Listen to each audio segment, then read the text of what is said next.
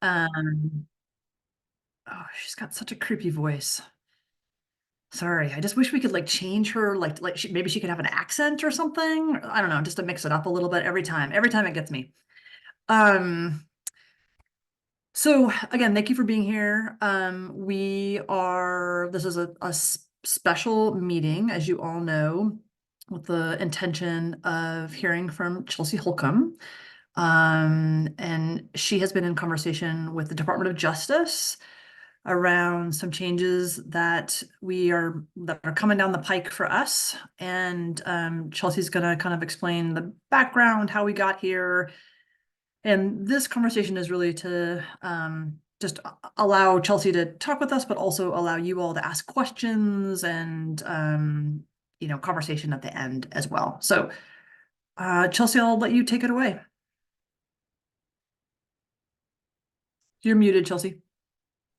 Thank you. I You're actually welcome. just called someone the other day and their Google voice screening for their phone was a British accent. So there's ways to do it. Well, hello, everybody. I feel like I know maybe 50% of the room. So I'm Chelsea Holcomb. I use she, her pronouns, and I am the Director of Child and Family Behavioral Health at the Oregon Health Authority. Been in my position about 6.5 years. And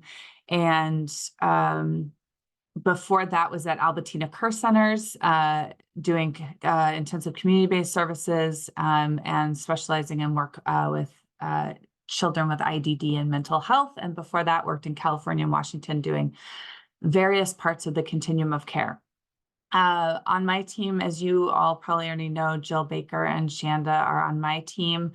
And so while we share suicide prevention with our public health department, the Alliance and the YSIP and a lot of the work that you all are doing sort of falls from an org chart perspective under me. And I don't know, that's probably a good enough introduction. I think for context, what's helpful for me is that when the statute passed and the Alliance was birthed, or OHA was in a very different place around resourcing committees and how to stand them up and what rules and structures needed to be in place. Anne Kirkwood, that was on my team even before I came, did a massive amount of statewide community engagement and work to stand up this work. And so I just want to acknowledge that there was only 5 people on my team, and there was not the infrastructure and support for the agency to support councils. So I just want to name that. We're in a very different place now, which is good. But what that means is that as issues and questions and situations come up, what we're running into is, now that we are more resourced and there are more ways to consult with Department of Justice or even others within the organization, we're finding that, we have not resourced you all well with some of the, roles or expectations as it relates to your relationship with us as the state agency and the support you get from Annette and Jen from, so I'm trying not to use acronyms, but AOCMHP. So I think from the context, I guess I would say, is that what we're trying to do is take all of these things that we're learning, and you are not the only council that this is happening with. So I also want to acknowledge that while we are doing this and learning alongside you and bringing these resources to you, this is also going to be happening with committees and councils across OHA, not even just with behavioral health. So I just want to name that. So we're going to learn together. And by doing that, we're also going to be learning and supporting other councils to get the resources and structures and supports that you all need. At a high level, I think what we have found is that there are certain expectations around policies and procedures, because you all are in definition volunteers with the Oregon Health Authority, because you are a member of this council.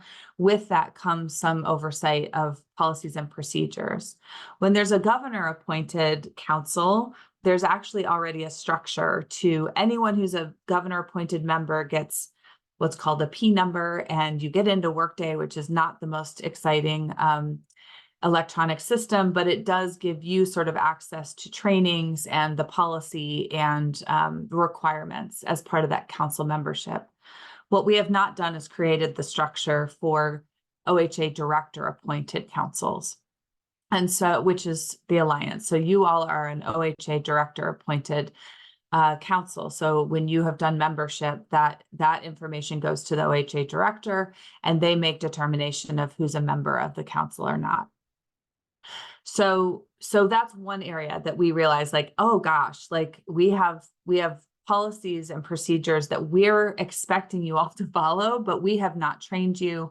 We have not distributed those policies and procedures, and we don't have that infrastructure in place for director appointed council. So that's one area that we need to work with you all, work with OHA. Again, you are not the only council that this applies to put all that in place. Because you can't become a volunteer without having, that's not known to you, right, of what those expectations entail. Other areas that have come up is around the bylaws. And this, again, I'm actually going through this with another council where we're kind of going through the bylaws line by line and making sure that it's in line with the statute authority that you all have as a director appointed committee. So a lot of this lives in Oregon statute. So that it allows us to have some guardrails and scaffolding of what this group can and can't do and how you do your work. And so I don't have all the details of that today. That is some of the work we're doing with the Department of Justice and your executive team. But the idea would be that we are going to go through the bylaws line by line. And Jill and I have already started doing some of that so that we can have, if there's any changes that need to be made based on any recommendations that we're offering you suggestions.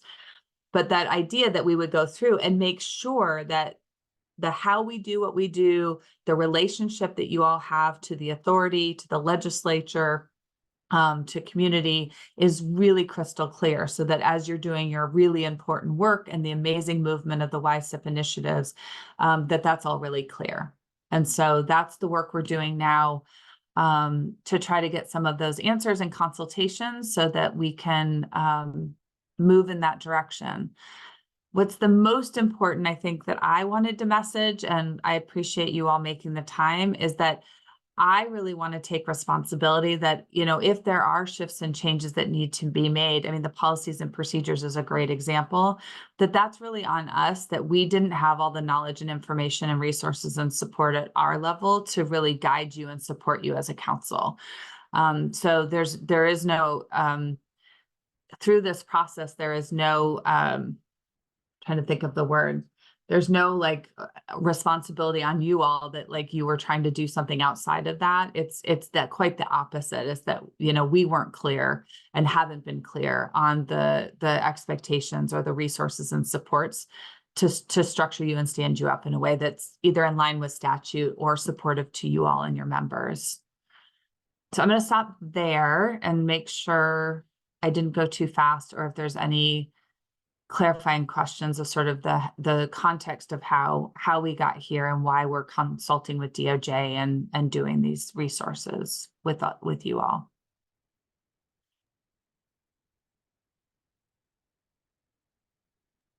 For folks, So, go ahead, Annette. No, Annette, go ahead.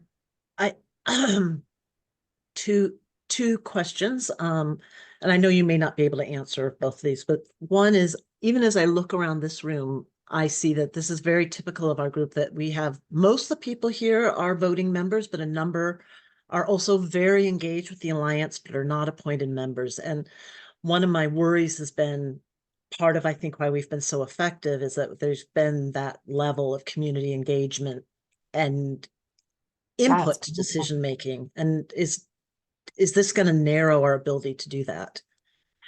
It may narrow the process. And again, I'm not DOJ, so I'm going to caveat myself a lot, probably, as you ask me questions. I am not an attorney. I don't play one on TV. But I think it has to do with process. And so again, I'm doing this with another council right now as we're going through definitions of quorum, for example, like if you have voting members, what, the quorum, and if the council's going to make any, or the committee's going to make any decision, do you need quorum in the main group who's counting that quorum? And then same with subcommittees. That's a question Jill and I posed back to DOJ, for example, of like, because we're dealing with that with another committee. It's like, okay, in subcommittees, you can have voting members and community participants that are just really interested in that. Well, are they all voting members of that subcommittee? Are they not? And if they are, then how do you deal with quorum? So those are some of the questions that I think we need to walk through with DOJ to get super clear on that clarity. But my understanding, and again, from other committees I'm working with, we want people who aren't voting members. Some councils are very clearly defined in statute, and you can't have other voting members. So we want to make sure that again, that people are engaged and contributing, but it may be that we need to just clarify the process of how like a vote or a decision happens within the committee. Does that make sense? I just wanted to ask if people are following, like, I know, that's why I'm like looking around, I'm seeing some nods and then yeah, there's Yeah. it's just a lot. I see a thumbs up from folks. Okay, hi Laura. I mean, how I understand it, to really simplify it and break it down, was there were some things that were discovered that weren't happening, and that OHA is acknowledging like, oh, wow, we weren't supporting you in the way that we probably needed to support you, because we just kind of discovered that we should have been doing this and we didn't know that we needed to do it. And so now OHA is having to backtrack and get us up to speed, and Chelsea, you said it to us in a meeting with just a smaller group of us, where you said it, it sounds like the Alliance has operated with a lot of authority, and some of that authority is going to change. It's going to look different.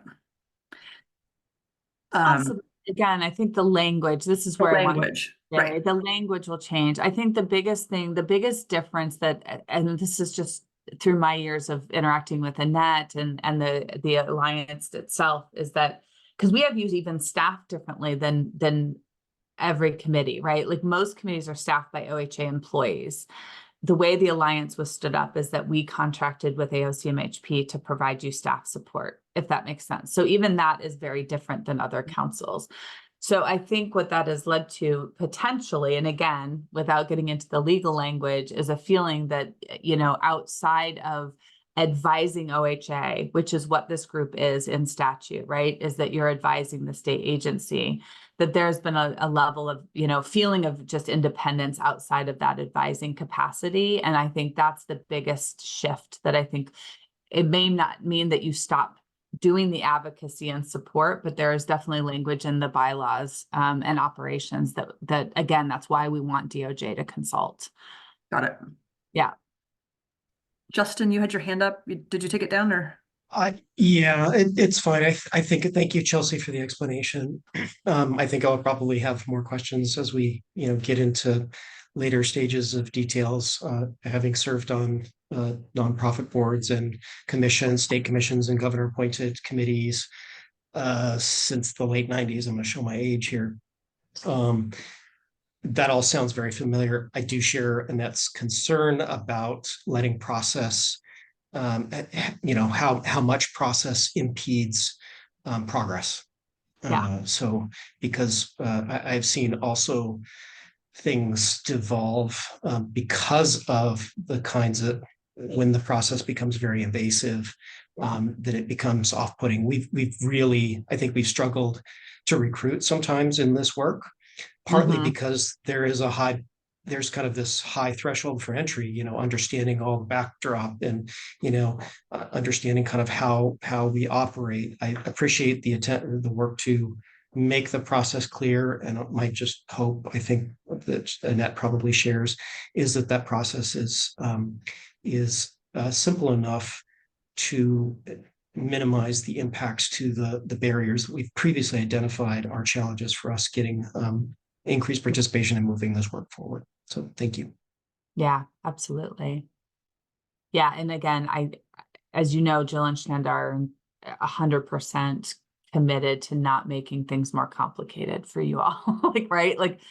we want to get this work done with you and in alignment with you. And so I think you have that commitment. And it's all of us that will be implementing any of the things that need to sort of put OHA back in the role that it needs to be to align with statute. And so I hope you see that as friendly faces to help make that happen, whatever that looks like. Chelsea, will you explain to folks the difference between this meeting, which is a public meeting, and an executive session, and why those are different things? Oh gosh, I don't know. I'll try. Well, I mean, just give people enough of a frame to understand what's going on. Yes, I will try. I think my understanding of it, and maybe Jill can correct me too, as we're learning alongside of you.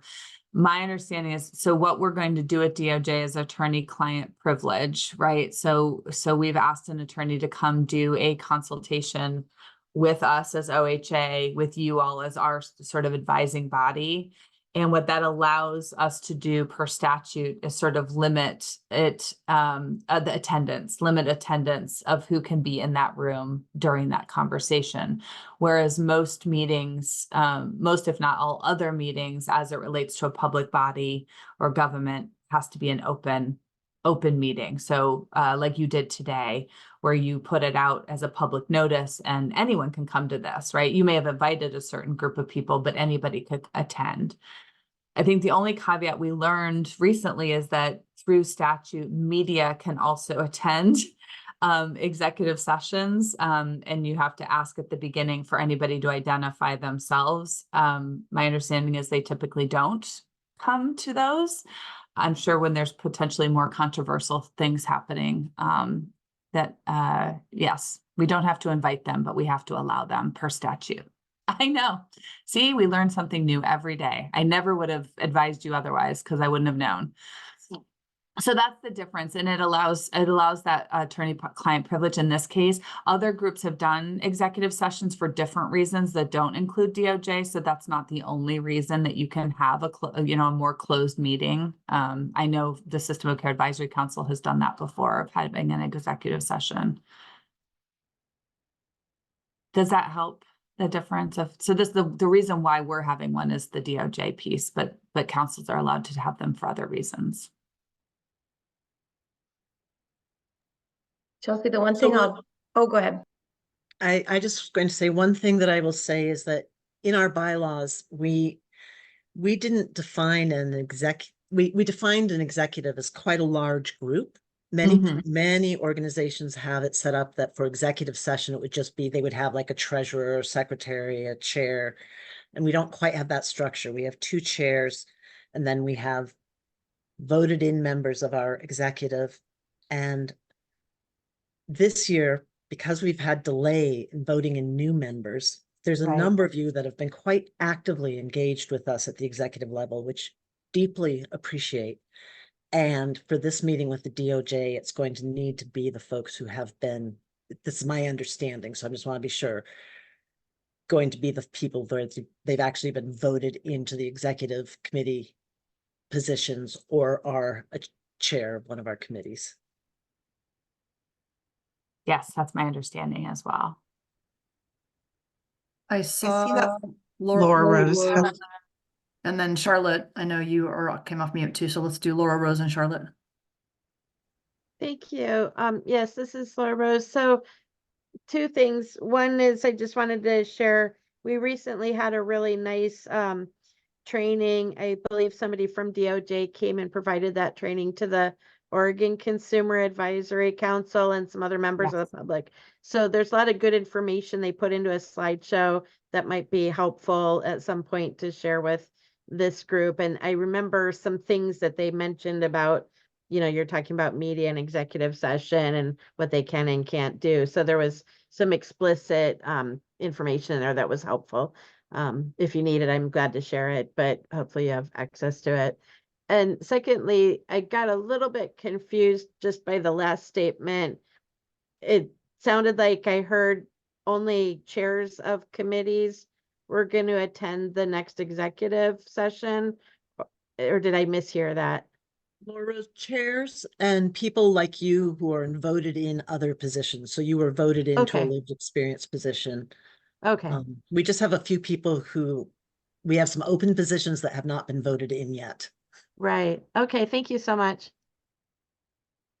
Charlotte, I was actually just going to say Laura Rose's hand was up, but I Got it. also will just acknowledge, I appreciate this meeting and I appreciate the transparency that's being brought forward to everyone and the initiative to provide some guidance and structure. And just want to acknowledge that because change can always feel like change, right? There's lots of different emotions that come with that, and questions and fears and excitements and all of those things. So, just also wanted to acknowledge that it can be helpful to have those things in place as well. So looking forward to hearing more. Thanks, Charlotte. other folks have thoughts or questions? The only other question that Annette you sent yesterday, I believe, is that I think you were sort of asking the support, and I think you have our full support, my full support, my team's full support, DOJ's full support around making sure this all becomes clear, getting the trainings that the Alliance needs. So I think it's once we identify as we go through the process, the different levels of need, as Charlotte beautifully said, there's probably going to be different needs at different stages, depending on the changes that need to happen. And so, we're fully committed. And I think, Laura, you brought up a good point. OCAC is the Oregon Consumer, they're another committee that we're trying to get into that same place. And again, there's others too. So I just want to normalize that there's awareness and need for multiple councils, and hopefully we'll get it all organized so that it's not one by one, but we want to get to where we need to be right now to make sure that that's in place and that the support's in place. I know for me, I know that I'm going to have lots of questions, but I don't have those yet because we haven't talked to DOJ. Right. And so I think, in my head, I go to lots of different places. Well, is this going to change? Is this going to change? But that's just my own anxiety driving those, those questions. So I think for me and maybe others of you in the room, I think my questions and kind of the need for clarification will come after the DOJ conversation when we have really specific information that's guiding us. And Jill, I see your hand up. I just wondered, Chelsea, if you wanted to talk through the bylaws that DOJ has looked at and that we're drafting some suggested language, and when the executive committee might see that, knowing that we don't know, but when that might come, and the rules for seeing those and around attorney-client privilege. Yeah, great. I know. I was just looking to see if I've heard back from Shannon. So yeah, so Jill and I met yesterday and just again went through initial comments and suggestions from DOJ. And again, because we don't want to come with just that. I think the hope was also to come with, like, especially Jill, who has more intimate knowledge of how you all are functioning and the impacts of any changes, of making sure we have suggested language or clarifying questions that we had. So that went back to Shannon this morning. And I think once she's sort of a thumbs up that I can PDF that, what we will do is PDF it to the list that Annette gave me of those exec members that will be bound by attorney-client privilege. So that document cannot be shared outside of that group that will be looking at that document and meeting with DOJ. That's part of that attorney-client privilege. But my hope is to send that to you as early as possible, Gally, so that, like you said, you guys have a chance, those of you who are coming to that meeting and have access to that document would have time to review it, add additional questions, or again, potentially see what Jill and I wrote in there as suggested language changes. And again, I think we'll hopefully get Shannon's answer to some of the questions, Jill, that you put in, and that we would have those prior to the meeting. So that's our hope. I don't know timing. Again, she got that this morning. So I usually give her at least a day since she's an attorney for the Oregon Health Authority. But she knows this is a priority around timeliness. We've given her sort of a timeline of, we want to have things organized, updated, and acknowledged and in place before June. I think that was what Annette and Gally had talked about. Like, you guys have structured things you're trying to move and things you're trying to do, and we want to make sure that that clarity is in place and resources are scheduled either to have already happened or to be in place by June. Justin? Just a question. So that would be a proposal for language changes to bylaws, right? Correct. Okay. So, and then is the expectation the exec committee would then vote on the approval of the bylaws, or is that a unilateral OHA approval? Yeah, that's a good question. I mean, if it's related to statute, it would be required, right? So if it's something that literally you can't do, or you have to say it this way, then yeah, I mean, I think we would say to you all, voting or not, you still have to do it this way. But I think if there's nuances and things like that, I think it'll end up what the draft is. But yes, I mean, my assumption is that you would all then have that process back to the whole alliance of being able to see the bylaws and have conversations about it. What I'm hoping is that there's going to be super clarity on what has to be in the bylaws, right? Like what you can and can't have, because I think that's where some of the confusion has happened. Again, not just with the alliance, it's like you might put something in bylaws of like, hey, we want to do this, or we think we're going to do, and by statute, you may not be able to do that, or the way it's worded specifically in the bylaws does not match what statute says. So that's the main purpose. And it may also be that there's content in bylaws that you don't need to have in bylaws that are values or ways you want to do your work that don't need to be in bylaws. They may need to be in another place that don't Gotcha. violate statute. I just want to be careful of not getting into the chicken or egg trap where we're voting on bylaws that affect decisions about how we vote. There are circumstances like that arise where you kind of paint yourself into a corner. So I would be watchful for elements of bylaws that can create hard stops, similar to, I think, the position we find ourselves in right now, where you're in a where there are gaps. Yeah. Yeah, I 100% agree. Jen, you had your Oh, sorry. Jen, you had your Yeah, you unmuted, and then Jill, I see your hand. Chelsea kind of answered it, but I was just with, I think you said that one thing that you're hoping to have happen is that the things that are kind of required through statute will be pointed out. Is there any way we could like make sure that that's the case, if they're like highlighted or just something, this is in statute, you have to do this no matter what, but maybe, I mean, we know that it's nicer than that language, but like, is there any way that that could for sure be kind of separated out so we know the things that we can have discussion about and the things that we have to have? I think she's kind of done that. I mean, again, we're working within the document you all sent to me. I guess we could see if that could be I don't want to delay the document getting to you, but maybe that's something that like we could be working on in the background. I want to get the document to you as soon as possible. I don't want to ask DOJ to go back through and say that piece, but through her comments, a lot of that's already, that I saw is already in there. Okay. And referenced by number. Okay, that definitely makes sense with not wanting to pause to get it there. If it would work to kind of like get it to us, and then just so that way when we review it as a group, even if we have to go through it kind of like later on after we've already seen the document, just so that way we know, like, again, kind of like what Justin was saying, that we're not kind of like spinning our wheels about things where we have a conversation, then we're like, we hate this, but then it's like, oh, well, you just deal. Well, that's why we want you to talk to DOJ, right? Like again, it's absolutely, yeah. Jill, go for it. Two things. One is that I agree, Chelsea. I think the things that she changed are because of statute. So any changes that are made are because she named it not statutory, like out of compliance with statute. So I don't think that there'll be a ton of and so she didn't change everything in the bylaws. She changed the things that were not in line with statute. So I think that will be that'll be more clear. And then secondly, I just wanted to say out loud, one thing that's helping my brain understand this is that because I kept saying, like, this is how we've always done it. This is the way it's always been. This is the power of the alliance. This is the way we've always done it around whatever. And Shannon has been like said, right, but nobody got legal counsel on it. From the very beginning, nobody asked from a legal perspective, is this the way it can work? And that is not on anyone Like that's on OHA, to be very clear. Like that is our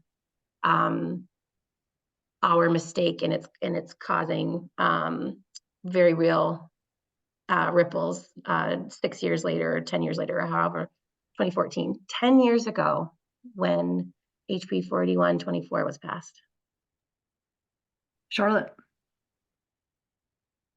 I just wanted to, actually, in context of what Jill was saying, like wrap my mind around it and see if I'm understanding this correctly. Because it sounds like, if I'm understanding it correctly, to what you and Jill are both saying, how the bylaws were likely changed were anything that wasn't in statute was removed.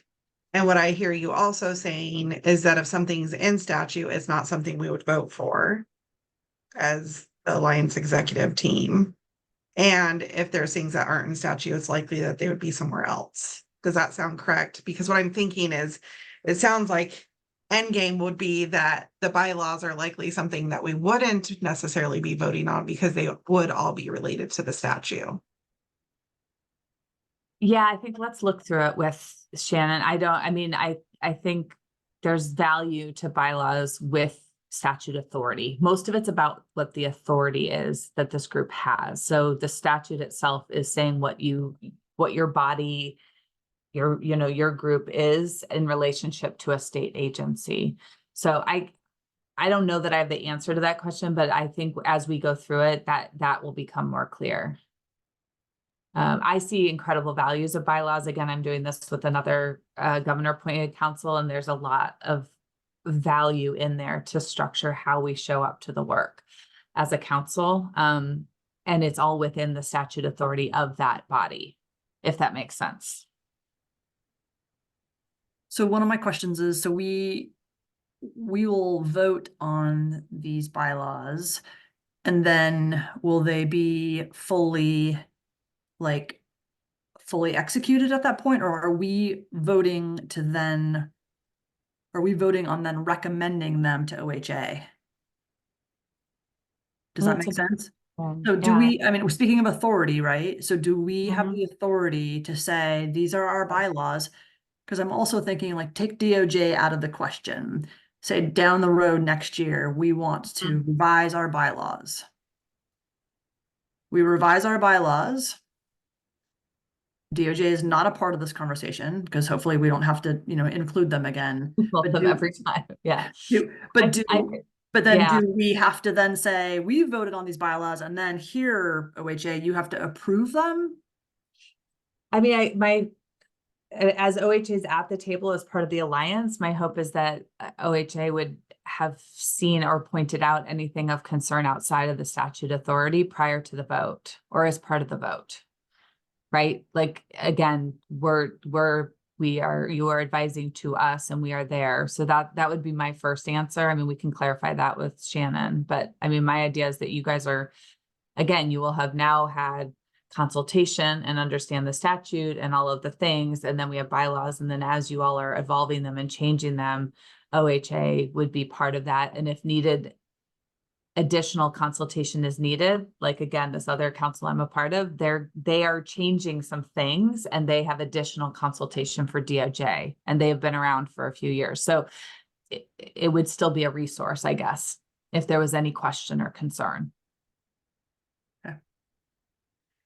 I also wanted to acknowledge too, that with the executive session that's coming up, and that it only is members, that there are many of you in the room who are waiting on being voted in as members. And you've been waiting for a very, very, very long time.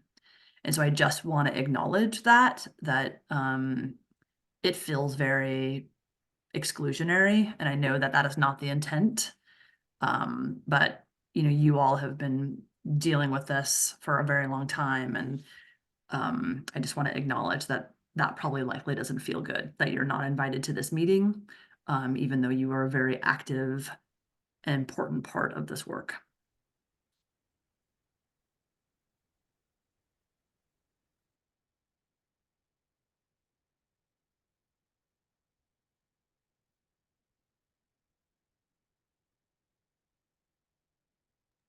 other questions or thoughts? And again, this isn't our only opportunity to ask questions of OHA. Obviously, Jill and Shanda are great conduits of getting information to and from OHA leadership.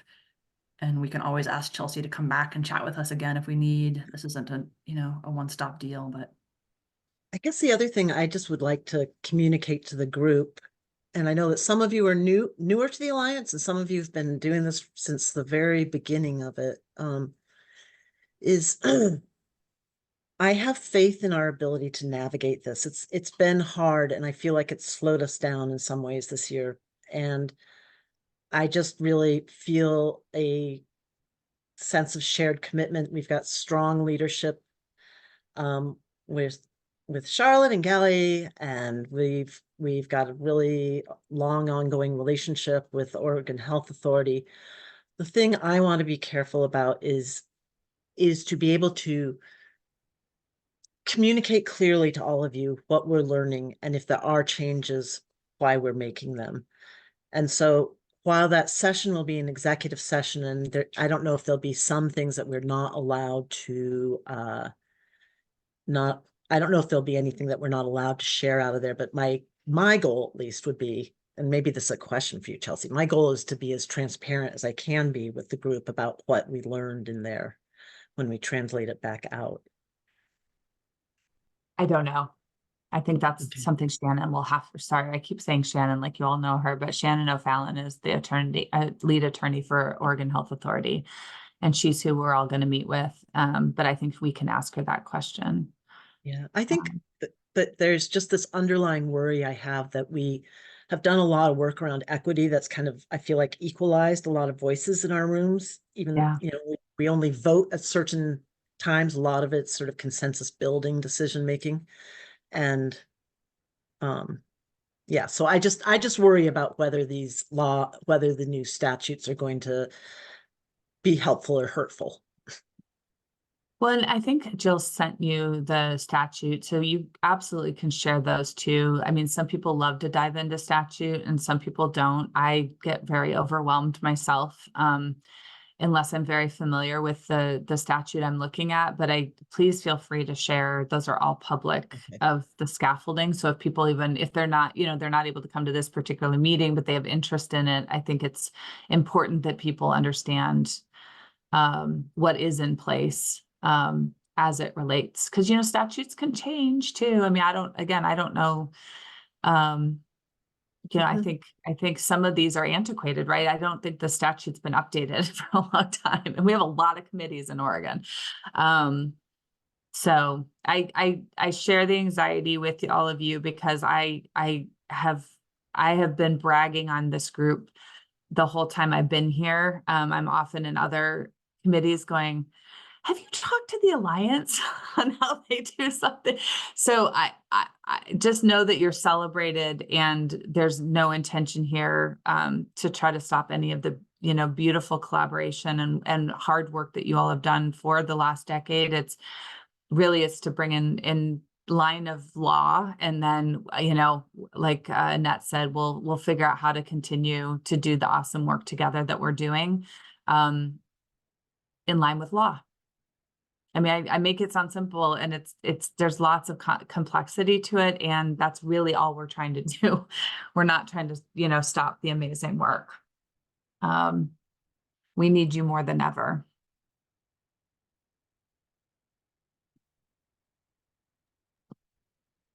Just one other comment. Because this is sort of like, lots of uncertainty, et cetera, I want to share one thing that I feel hopeful about with all of you, which is that I heard today from one of the representatives in the legislature that they were at a meeting yesterday where the new director of OHA called out the importance of suicide prevention and suicide prevention training. And this was like with a meeting with lots of legislators, lots of medical providers, and that I have not yet. I hope we do get connected to her at some point, Chelsea. But I think that's really important, is to know if the OHA leadership continues to be committed to suicide prevention and understands sort of the complexity of really trying to address it. Yeah. No, I'm really hopeful. I mean, I've still getting to know Sejal myself, and know that we have a strong commitment from Ebony, who's our newer, a year plus in as the behavioral health director, comes from the KID system specifically.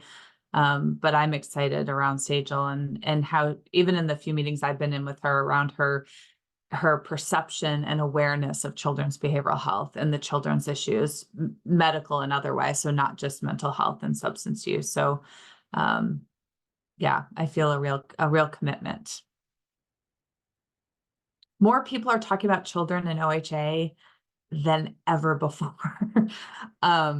We're actually trying to have a event within OHA to bring all the children's behavioral health and children's people together. Whereas I think in that, like when you were here, right, it was like 5 champions trying to do all the things alone. And we're trying to put an invite list that we're trying to keep under 60. That's huge, right? So, I mean, yeah, Don, see, even Don's like, that's a big deal in just my short 6 years here, that there's like, we're actually trying to limit attendance in this event where we're going to try to vision on how we all work together and center exactly that. How do we center the prevention efforts? So that we're a stronger force within the state agency, and obviously with all of our partners and councils and providers and community members. So that's what's going to sit with my hope this month as we walk through this together. I have another question. I just pulled up our bylaws and the statute. And, you know, the statute, for folks who haven't looked at it for a while, I hadn't looked at it for a while, is very simple. You know, it doesn't offer a lot of guidance. I know. Which is problematic, right? Is probably one of the things that we're all wrestling with. So I think, and maybe you can't answer this, Chelsea, and it'll be one of those things that we have to, you know, see the bylaws that Shannon has looked at and you all have looked at, is like, you know, there's a lot of making sense of the statute, in my opinion, that are written in our bylaws that we've kind of we've made sense. We've tried to make sense of it in a way. Yeah. And so with you saying that the only thing that's going to be, you know, that things that are in statute are going to need to be in the bylaws, and things that are not in statute are not going to be in the bylaws. That's not true. Jill's. Sorry, no, I was saying the changes that Shannon made largely by my eye were getting in line with statute. Okay. It doesn't like just You don't have to cite the delete statute. everything. Okay. Right. So the getting in line of statute, I'm just thinking about, like, there's all these things in our bylaws around, you know, the executive committee shall. So I think I'm feeling a little worried that, so are we going to be able to have kind of this extra, almost like a I dare say procedural stuff, but like kind of like because the statute doesn't guide us. The Right. bylaws guide us. Highlight exactly. So I think Yeah. the way my brain is making sense of it is that the statute helps define your role and authority as it relates to the Oregon Health Authority. You're an advisory body to the Oregon Health Authority. And I think some of where, you know, I think that's what my understanding is. That's kind of where we're focused, not again in the details potentially of the how you're doing what you're doing. Although again, I think, as I said to the smaller group, I think some of the process piece is going to have to include OHA staff in a way that it hasn't, in a more formal way. So again, where some decisions may have been made, it may be a recommendation, right, to Jill, and then Jill facilitates the next step. I think we're missing some of those because you're not staffed by OHA staff. So other councils aren't finding any of that change in process because they're doing it with an OHA staff member that would then do those pieces. So I think there's some of those, but yeah, I mean, that's what I'm doing with System of Care Advisory Council. We're going through their bylaws now, and like how many meetings can you miss before you're, you know, contacted about your attendance, things like that, like some of the procedural pieces. They're trying to map out as well, even with their youth council that they have. Sorry, I was just trying to read the chat. So I guess what Yeah. again, I'm holding a lot of anxiety with you. I think our focus is getting, the comments back from Shannon so we can get the actual document to you so that you can see what maybe has already been answered as part of her comments and edits, or you can see where Jill and our brains were going. And then I think that'll really help inform our meeting in May. That makes sense. Yeah. Jill Baker. Could I just like two things are true in a space. Everyone's a little anxious because change is hard, and everyone from the OHA side of this conversation that is in this room is like all in to walk through it. It's that so hear that, like, that's been front and center from the beginning in our conversation is, first of all, we need to take responsibility for where our state agency screwed up, number one. Right. And two, that hoping, like, getting in line with statutory, like, we're all creative human beings. We all have lots of good ideas and ways to do things in line with statute that will still allow the work to go forward. The thing that I think will sit differently is that that it gives OHA more power, honestly, like, just like fully transparently. And doing becomes recommendations. Which is how we have been operating since I've been here. Like, when I receive a recommendation from you all, we've sat in the room together, we've chewed on it, we've come to it. Like, it's not separate from. So in my mind, and I just want to acknowledge that I'm sitting in a place where power is shifting to, not away from, probably. But in my mind, like, that's how I intend to operate moving forward, because that's the way that good work happens. So anyway, I wanted to say that. I also think, Jill, I appreciate you saying that. And I also think that when things aren't memorialized or they're not written in policy, or like, we have a really good relationship with you all right now. And that's not because you're OHA staff. That's because you are Jill and Shanda and Chelsea and Megan and Deb and all of the amazing humans that you are. And so I think part of my concern is yes, we've sat in rooms with you, Jill and Shanda, and we've kind of hashed through some stuff and kind of come to an agreement on things. And I worry about if there was somebody else in these positions on either side, right? Alliance or OHA, that I worry that unless there is like some specific like details about in our bylaws about how to do these things, that positionality and power will be more at play, because right now it isn't at play, because you do a really nice job, OHA, of like asking us. And although sometimes it does feel like you're telling us, we are, I mean, to full truth, I mean, we are like, you are the umbrella that is above us. So you do have power over us, and you don't wield that power at us or to us. And that could change. So I think that's again part of my anxiety of I think that clarity, positionality. I think the clarity you're looking for, though, is exactly why Shannon O'Fallon wants to get this all clear. Okay. Right. I think she's in the same anxious boat, is that she needs this all to be crystal clear for you all, for OHA, and for the OHA director. So I 100% agree. And I think the more that can be memorialized, and again, ideally in some guidance documents for all councils, would be super helpful, right? Because then it's not person dependent. It's like, this is the process, right? This is how you nominate, this is how you recommend, this is how you're appointed. Like, that just needs to be super clear for this council and others. And I think that is the work we have to do with her. I want to go back to Justin had asked, do we have any sense for the scope and time commitment for the trainings that may be required as a result of these changes?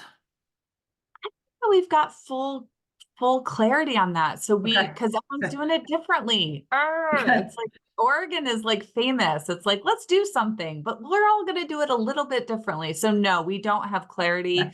The two trainings I'm aware of that, again, governor appointed councils have to do annually are not a lot. They're like, I mean, it depends on how fast you click. And you have to take a quiz. So you have to actually remember the things that you just clicked through. But those things take about 45 minutes each, but we do not have clarity on that. So that's, we're trying, but everyone does it differently right now. Okay. So it's 1:52, so I'm just thinking about, so next steps. So there is the meeting with DOJ coming up, and do we have a date? I can't remember if we have a date that has gone out to. Yes. I'm looking at Joe. I think it's May 13th. I think that sounds right. May 13th at 10 a.m. Did that Yes. go out to just OHA and Alliance or also to the executive folks too? I didn't see who was on the invite, so I don't know if I have to send that out or not. Exec too, okay. I sent it to everybody on the list that you sent to me, Jen, that was active, exec. Okay. And there had been a question about whether or not Alliance staff could attend that meeting. Right. And DOJ said because it's OHA, we're seeking Contracted counsel staff. as OHA employees, OHA contracted staff, and OHA advisory members of the executive can be there. So. And the media. So. And apparently the media could show up. And we're going to make that appointment. We're going to set it. I forgot how we do this, but we're going to set it to private or set it as soon as I attach the document, we will set it to whatever, right? Are we doing it that way? Yeah. I can't remember. Anyway, when we send it out, if we attach it, that appointment will get secured in that way. So people can't open it or find the document. So for those people who can be there on the 13th, there will be this discussion with DOJ. And then the next step, as I'm understanding it, will be for the executive committee to look at all of the recommendations and suggestions and all the things that have been like redlined basically in the bylaws, and for us to Revise. We revise. did that with Okay. you. I mean, that's what Jill and I started to try to do, but yeah, Okay. revise them. Mhm. Okay. Yeah. And, Okay. and I know that we've said the voted in folks in our chairs, but just really quick, instead of typing it out, I'm sorry, I'm gonna just speak it. So the people who should have received an invite for that May 13th meeting at 10 a.m. with 10 to 11 is, I'm not gonna say OHA folks because you know, but Gally, Charlotte, Dawn, Justin, Pam, Kelly, Karen, Sandy, Kirk, Laura Rose, Liz, Gordon, and John Seeley. Are the Did all of folks. you who were on that list, did you all get invitation? Did anyone not get an invitation? And no link, but I have the calendar calendar invite held from Jen. Oh, from Jill. Yep. Okay.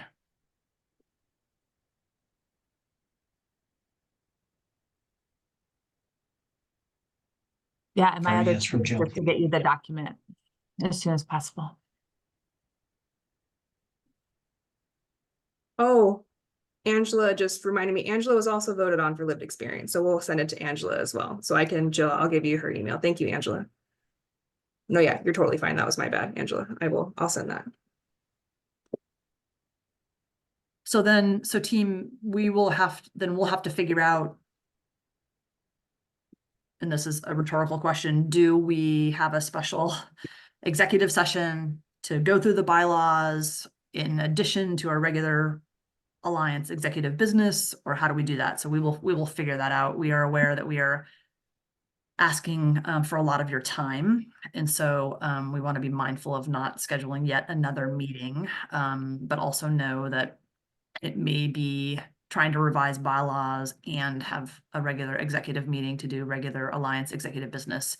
We're probably going to need more time, so we will figure out how to do that. Jen, what are you Justin, will you thinking? put the What was- email you want in the chat, please? Justin Potts to the chat email. Justin I'm Potts, sorry. Justin Potts to the chat, please. What am I supposed to do? Put your email in the chat. Email. Oh, it. I got it already. You got Oh, it. you Okay. did? Yeah, Okay. I did. I got it, Joan.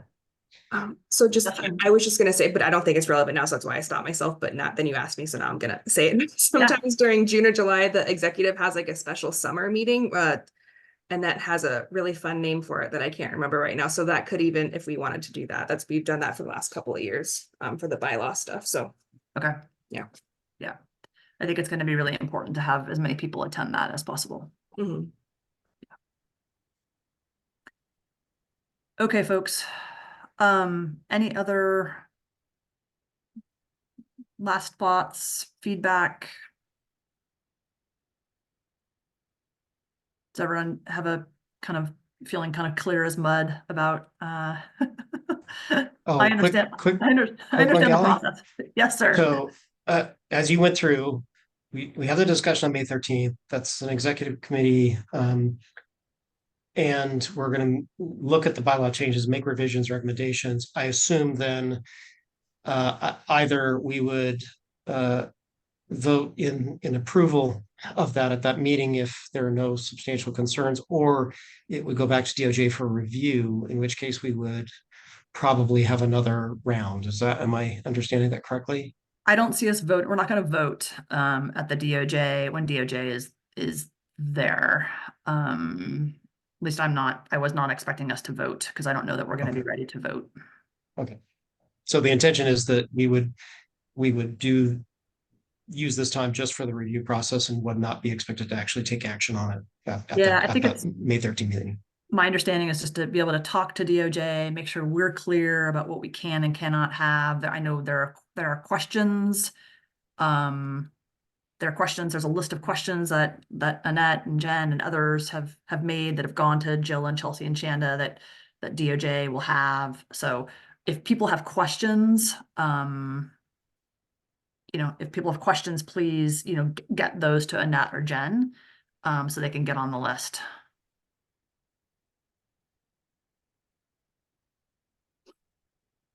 All right, folks. Thank you so much for being here. Thank you for your continued patience and grace around this process. I do feel like we're having a little bit of growing pains, which is okay. Thanks to our OHA partners for the transparency and